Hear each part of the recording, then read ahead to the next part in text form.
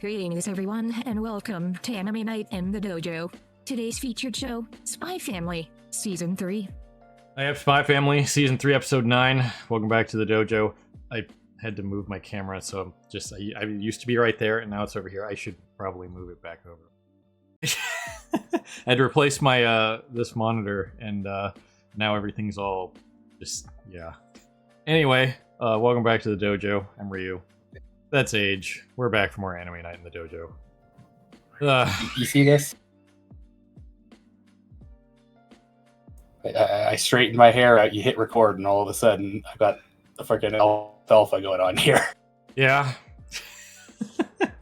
It's like it knows. We're just not having a good afternoon. It's a struggle. I'm preparing for rain. Age had to deal with bird shenanigans, but we're gonna get it done.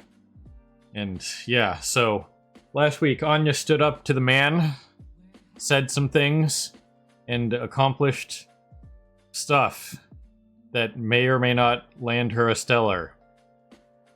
Spoilers, I know, but it's right there in the description and I saw it. So what the heck am I supposed to do about it? You know what I mean? It's right there. We all knew it was probably going to happen, so either way, she's probably balanced herself out for the moment, and well, it'll be interesting to see what the fallout of this entire situation is going to be across the board, because this was a pretty big deal for the country. You know what I mean? So we'll just have to see what every major organization has to say about this, that kind of thing. How the parents feel about it, whatnot. Whether Lloyd has another fainting episode and we go 3 depths deep into his psyche again. But I will say that next episode has 3 titles, so that's gonna be madness. But either way, they had to make up for it for having 3 episodes in a row that were just one skit. So either way, I'm excited to continue this, see what happens with this, and yeah, I mean, Martha is a badass. Who would have guessed, right? So yeah, I should also probably correct that it was brought to my attention that while I remembered Anya had the 2-year age difference, it's the other direction, and she's actually fairly smart for her age. She's just so much dumber than all the other kids because she's only 4 years old where they're all 6. Right. So there is that. We had to make a lot of corrections this week. So, well, 2 corrections. So either way, we're going to get going here, so push some buttons and hopefully get this done while I have some semblance of my brain left today. So, people on Patreon, we'll see you on the other side of the edit for the timer reaction, and people on YouTube, we'll see you on the other side for the discussion and review. And if you're looking for either and or the other, it is in the respective place on Patreon or YouTube. So, yeah, click some buttons and get more content. So, here goes some. Well, alrighty then, there you guys have it. The Stella presentation was very grandiose and ridiculous, but as per what you'd expect from a school like this. And yeah, I mean, about what we expected. Again, I did see it in the description before we got going here on this episode, but I mean, you had to figure that them going above and beyond for what they did. I mean, that's literally what their Stella and Tonitrus Bolt program like embodies. So if they didn't get Stella for this, I probably would have questioned it. You know what I mean? It's like, so we're not gonna, you know, reward them for literally standing up to a terrorist attack? That's not good enough for, you know, Stella, huh? Okay. Yeah, I mean, once again, like, freaking Anya's first Stella she got was from saving the kid from drowning, so it's largely very similar. Right. So, every Stella Anya has gotten so far has been off campus. Well, it's only been 2 of them, but still. They did say that you can get it for academic achievement and stuff like that too as well. But, like Lloyd pointed out, it's like, maybe we could just fabricate, you know, events that she could resolve, and that would do it, right? But as he immediately thought, you know, that would be fairly suspicious. It's like, hold on, she got 7 Stellas off campus through like fairly similar means. That's seems a little too convenient, right? So somebody would probably be questioning that, especially in, an elite place like Eden College. So can't exactly go with the just fraud plan. But Yeah, like doing the fraudulent thing would be risky, but she's already, developing a reputation as being like a hero of the class, seeing as once again she's now on 2 occasions freaking gone out of her way to basically be a hero. right. And well, she did get her 15 minutes of fame there at the end of the episode, and that was definitely something. But the whole thing with Lloyd showing up, we can't be surprised by this. The man is everywhere. He moves in plank time, I'm sure. So there's one for Death Battle. We addressed Becky's mom. We talked about that in the last couple weeks, so she does exist. How about that? Yeah. And the dad made a fairly reasonable precaution. You know what I mean? I can't really argue against leaving your wife at home from a potentially dangerous situation. So there's not really anything wrong with that. Yeah, I mean, especially considering, like, unlike all the rest of the parents, he came here while it was still an active frigging terrorist scene. Yeah. So the less civilians around there, the better, obviously. So there was that. And, well, we had this whole sequence between Anya and Damien. Fairly classic. Gotta appreciate everything in that sequence. And, well, I mean, it's not as good as your mopping the deck with those guys in the previous season, but, well, needless to say, she ran here and passed Melinda's car, which was driving fairly quickly.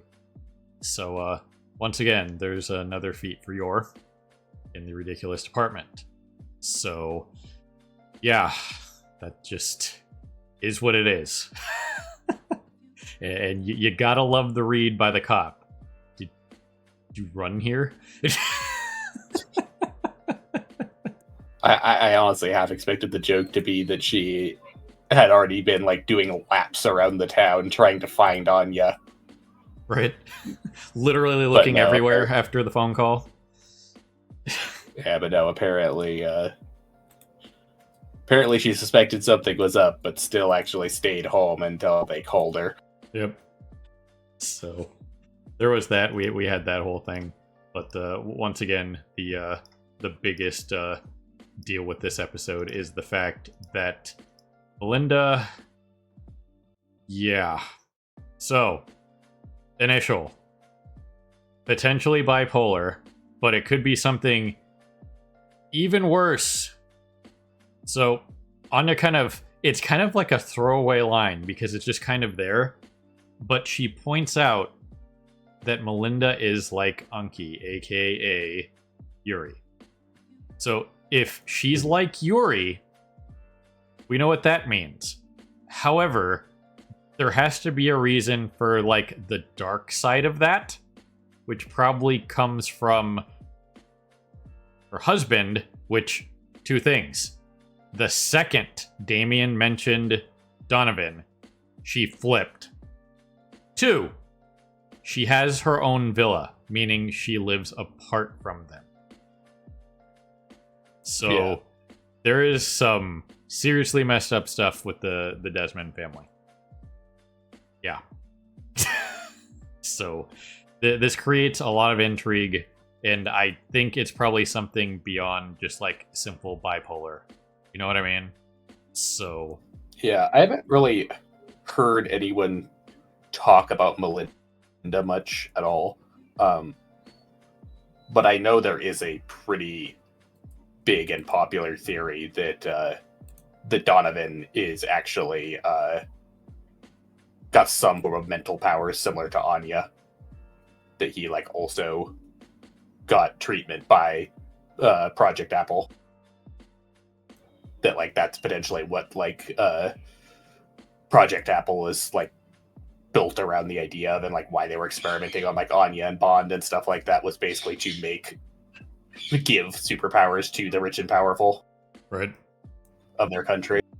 And you would think that people in Donovan's position, even if it would be a risky procedure, that's something a lot of like rich people in fantasy and reality have done. They've done experimental procedures or done things that are incredibly very risky, like the horrendous like submarine accident. You guys remember that kind of thing?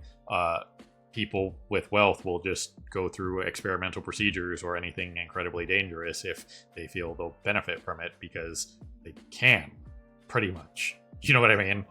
So yeah, which a lot of that theory comes from the fact that once again,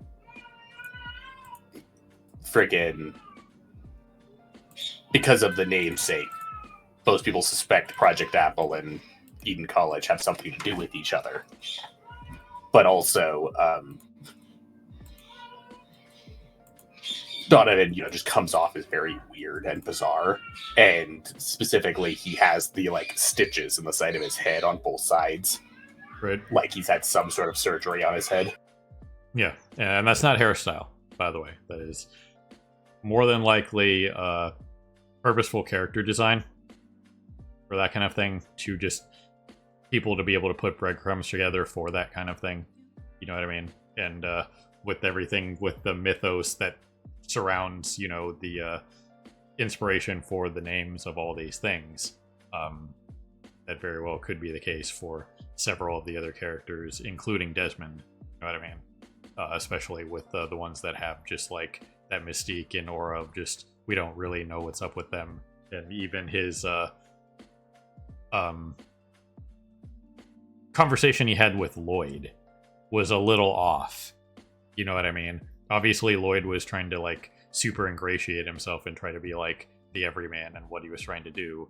But Donovan still came off kind of weird. You know what I mean? We already knew he was kind of a weird guy.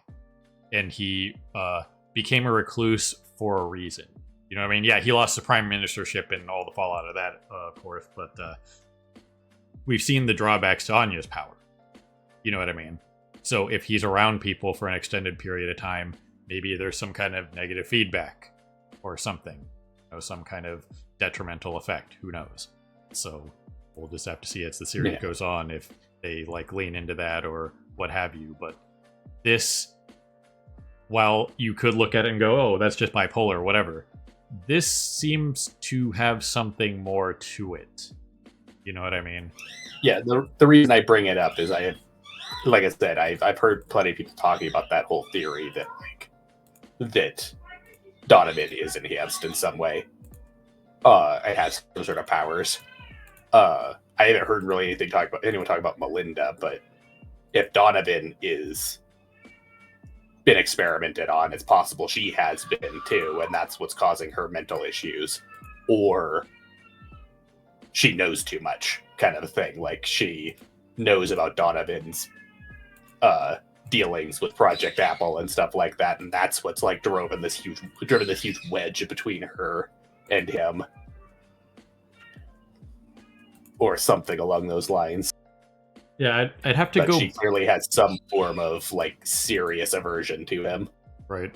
And I'd have to go back to the scene, but something that Yor said kind of triggered this in her when they were in the car, and I believe it was when Yor mentioned that Anya is in Damien's class, which, if say the students, the first time she does the look is when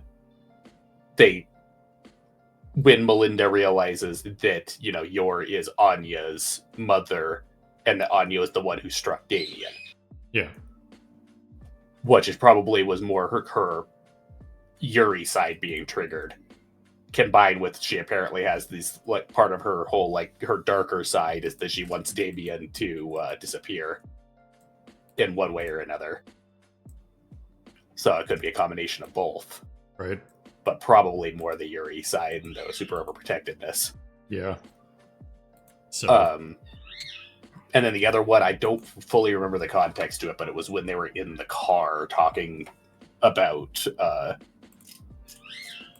talking something about the Desmonds. Yeah. So there's a lot of interesting, like, subtle hints being put into this season for stuff like that, and there'll probably be a couple more things in that, especially with something probably revolving around Lloyd. So we'll just have to see what comes of there'll be something else somewhere.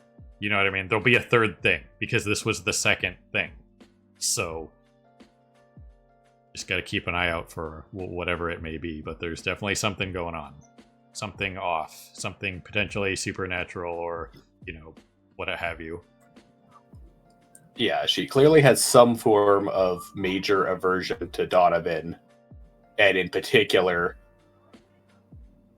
seems to not want him to know about there being, like, any real connection between her and Damien. Right. Like, she wants him to basically think that there is absolutely nothing going on between the two of them. Yep. And that they're not even in contact or anything. Hence the private villa, that kind of thing. It's not, oh, she retired to her room. No, she retired to her villa, aka somewhere else. You know what I mean? So there's definitely some pretty big implications here. So things are getting fairly spicy. So anyway, not really too much else we can really say about this. The end of the episode here was just pretty much just kind of like a run-on sentence of 15 minutes of fame here, and everybody fawning over the heroes here, and Damien being Damien, and Anya being Anya, and Becky being reasonable. So that was about it. It was awkward little kid talk. And they nailed it. That definitely felt like awkward little kid talk. Kindergartner, first grade, that kind of thing. So that was spot on. When kids get fascinated with a classmate because they do something cool or heroic or whatever, this is what happens. Right up until the point where they get bored with it because of something like what Damien did. So that's just how it is. They either get disillusioned, they either get bored with it, or they get disillusioned with the person, usually because, much like Anya was doing, they overly embellish and start lying about stuff. Right. It's kind of the whole, like, boy who cried wolf thing. It's like, yeah, you've said that like 300 times. I don't care and I don't believe you. You know what I mean? It's kind of like what they're doing with the weather reports out here, especially in California. It's like, all this stuff is coming. You guys got to prepare. It's like, you guys have said this every time. And just like, yeah, it's been bad in places, but certainly not bad in every place. So it's just kind of like questionable at this point. It's like, are we really in danger, or are you guys just trying to get people to buy more stuff at, like, Tractor Supply? I don't get it. But anyway, again, it was an okay episode for what it was. The most interesting part, obviously, is the stuff revolving around the Desmonds and Melinda, obviously. And then, the 15 minutes of fame little kid talk was exactly that. Kind of grating, but what more do you want from a situation like that? You know what I mean? It was going to be pretty much that. So I'm just going to get a bunch of cake, from Lloyd, from Damien, from the planet, whoever, She'll be able to retire on a throne of cake at some point. So either way, we'll just have to see where this goes from here. But I definitely fully expect one more, like, fairly major breadcrumb thing with what's going on with Melinda and the Desmonds and stuff like that before this season is over. So yeah. So anyway, that's the major takeaway from this episode is the Melinda stuff. So yeah, that's definitely a thing. So you got anything else, Age? But clearly the way the series is going to end is with Anya finding her way into the Peacemaker cake dimension. Right? Yeah. You know what I mean? they had one of those. So either way, we'll let Anya enjoy her 15 minutes of fame and then get ready to go back to the dual and or triple skit episode next week, whatever that may be. But there was a lot of face going on in that brief preview. So I'm always a fan of comedic face. So that should be fun. But anyway, ladies and gentlemen, people of YouTube, beyond however you're watching, as always, we appreciate you stopping by and hanging with us here in the dojo for more Anime Night in the Dojo in this Woods Spy Family, Season 3, Episode 9. So, have a good morning, evening, afternoon, whatever it is for you. Have a good one. See you next time. Hey everyone, Victoria here. If you enjoyed the video, please consider pushing those like and subscribe buttons. Your support is greatly appreciated. Thanks again for your time, and we hope to see you again in the future.